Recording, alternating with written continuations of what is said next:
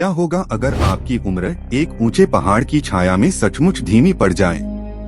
सोचिए, नीचे समंदर के पास रहने वाला जुड़वा भाई ऊपर 8,800 मीटर वाली चोटी पर रहने वाले भाई से थोड़ा तेज बूढ़ा होता दिखे।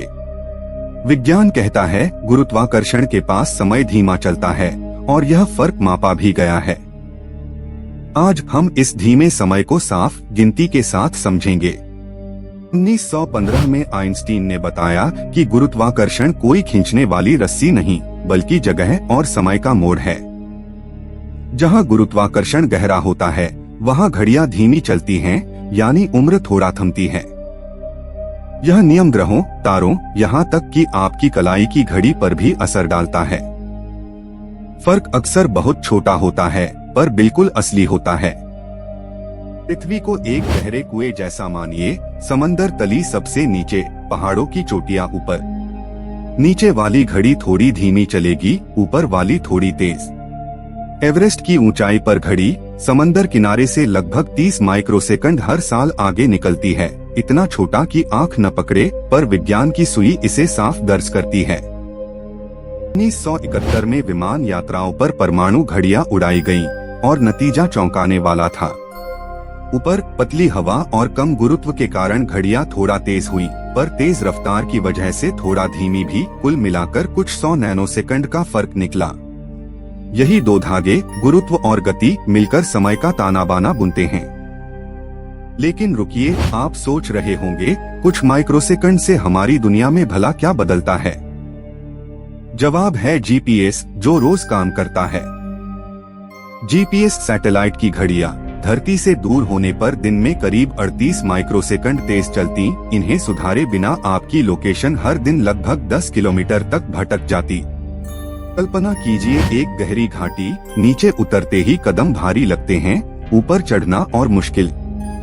गुरुत्व का कुआं भी वैसा ही है, जितना नीचे उतरेंगे समय उतना चिपचिपा, धीमा। घड़ी की हर टिक मानो चढ़ाई का किराया भरती है, इसलिए गहराई में टिकों के बीच का फासला बढ़ जाता है। अब चरम उदाहरण, ब्लैक होल।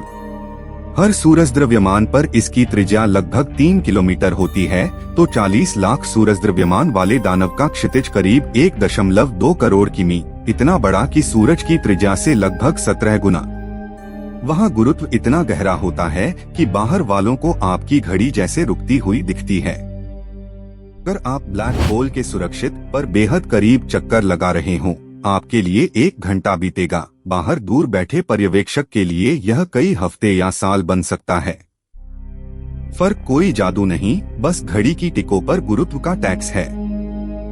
पास जाए टैक्स बढ़ता है, समय और धीमा पड़ता है। न्यूट्रॉन तारा देखिए, सूरज से लगभग 1.4 गुना भारी, पर व्यास सिर्फ 20 किलोमीटर यानी एक शहर जितना। इसकी सतह के पास समय स्पष्ट रूप से सुस्त पड़ता है। वहाँ का 1 घंटा दूर अंतरिक्ष में बैठे किसी के लिए लगभग 1 घंटा 25 मिनट जैसा दिख सकता है। इतना घना कि एक चम्मच पदार्थ अरबों टन जितना वजनी। हमारी रोजमर्रा की इमारतों में भी यह असर छुपा रहता है। तहखाने की घड़ी छत की घड़ी से रोज कुछ नैनोसेकंड पीछे रह जाती है। 70 साल में यह फर्क कुछ मिलीसेकंड तक जुड़ सकता है। सुनने में तुच्छ, पर यह वही नियम है जो आकाशगंगाओं तक पर लागू होता है। लेकिन हैरानी की बात तो यह है कि समय की रफ्तार ताकत से नहीं, गहराई से तय होती है।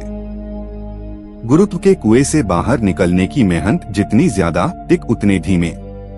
इसे ऐसे समझिए, जितना नीचे फंसेंगे उतना ज्यादा ऊर्जा चाहिए चढ़ने को। घड़ी उस ऊर्जा की कीमत समय से चुकाती है।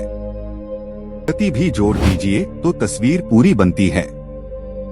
किसी भारी ग्रह के पास कक्षा में घूमते पिंड एक और गहराई से समय धीमा करते हैं, दूसरी ओर तेज रफ्तार से और धीमा। इसलिए वैज्ञानिक गुरुत्वजनित और रफ्तार जनित दोनों सुधार जोड़कर ही सही समय निकालते हैं, तभी माप सुई पर फिट बैठता है। ब्लैक होल के पास यह दोहरा असर बहुत तीखा होता है और ज्वारीय गुरुत्व शरीर के अलग हिस्सों पर अलग खिंचाव डालता है।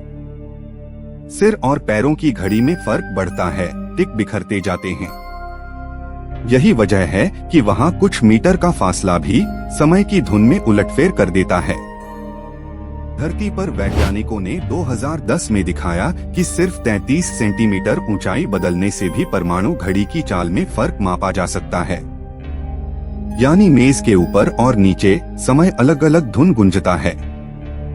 यह माप इतना सूक्ष्म था कि एक साल में सेकंड का छोटा सा अंश ही बदलता दिखा, पर बदलाव पक्का था।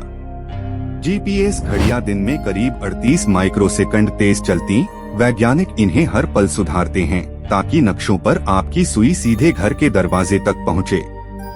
आधे दिन में भी यह गलती कई किलोमीटर बन सकती थी, पर सुधार जोड़कर इसे सेंटीमीटर स्तर तक बांधा जाता है। यही समय का असली इंजीनियरिंग कमाल है। मान लीजिए एक जुड़वा समंदर किनारे रहा, दूसरा 3500 मीटर ऊंचे पठार पर। ऊपर वाला 50 साल में नीचे वाले से लगभग 1 मिलीसेकंड आगे निकल सकता है, यानी उसकी उम्र की घड़ी थोड़ी तेज चली। फर्क छोटा है, पर सिद्धांत वही है जो ब्लैक होल पर गड़गड़ाता है, बस पैमाना बदल जाता है। लेकिन रुकिए, क्या हम समय को सच में मात दे सकते हैं? ब्लैक होल के पास जाना जानलेवा है और बहुत तेज गति पाना शरीर और ईंधन दोनों पर भारी पड़ता है। अंतरिक्ष में लंबे समय रहना भी आसान नहीं। विकिरण और अकेलापन बड़ा नुकसान देते हैं। विज्ञान का नियम बचाता है, पर सजा भी मांगता है। आकाशगंगाओं के झुंडों में गहरे गुरुत्व कुएं पूरे क्षेत्रों की घड़ियों को सुस्त कर देते हैं। यह फर्क एक पल जैसा लग सकता है, पर लाखों साल में मिनटों, यहाँ तक कि घंटों जैसा जुड़ सकता है। ब्रह्मांड एक समान नहीं टिकता। हर जगह समय की चाल का अपना सुर है। ध्यान रखिए, यह सबूत हर जगह दिखता है। नेविगेशन से लेकर बैंकिंग की समय मुहरे और शोध वेधशालाओं की सिंक तक। अगर हम इन सूक्ष्म फर्कों को नजरअंदाज कर दें, तो हमारे सिस्टम भटक जाएंगे और भरोसा टूटा सा लगेगा। समय की यह सफाई हमारी सभ्यता की धड़कन को सीधा रखती है। तो सार यह है, पहला, जहाँ गुरुत्व गहरा वहाँ घड़ी धीमी। दूसरा, ऊंचाई बढ़ाए समय थोड़ा तेज। तीसरा, जीपीएस रोज इसे सुधारता है, नहीं तो लोकेशन कई किलोमीटर फिसल जाती। चौथा, ब्लैक होल और न्यूट्रॉन तारे पर यह असर उफान पर पहुंच जाता है, मानो समय की रेत हाथ से फिसल रही हो। अगर यह खोज आपको रोचक लगी, दोस्तों से साझा कीजिए, चैनल को सब्सक्राइब करिए और घंटी दबाइए ताकि अगली गहरी कहानी आप सबसे पहले देखें। कमेंट में लिखिए कौन सा उदाहरण आपको सबसे ज्यादा समझ में आया और किस रहस्य को हम अगली बार खोलें। आपका एक संदेश हमारी अगली कड़ी तय कर सकता है। अंत में एक सोचने लायक सवाल, अगर पृथ्वी का द्रव्यमान 10 गुना होता पर आकार वही रहता, समंदर तट पर घड़ियां आज से कई गुना धीमी चलती। जीपीएस का पूरा हिसाब दोबारा लिखना पड़ता और ऊंच नीच के फर्क से उम्र में बड़ा अंतर दिखता। अपना अनुमान कमेंट में लिखिए। आप क्या बदलाव उम्मीद करते हैं?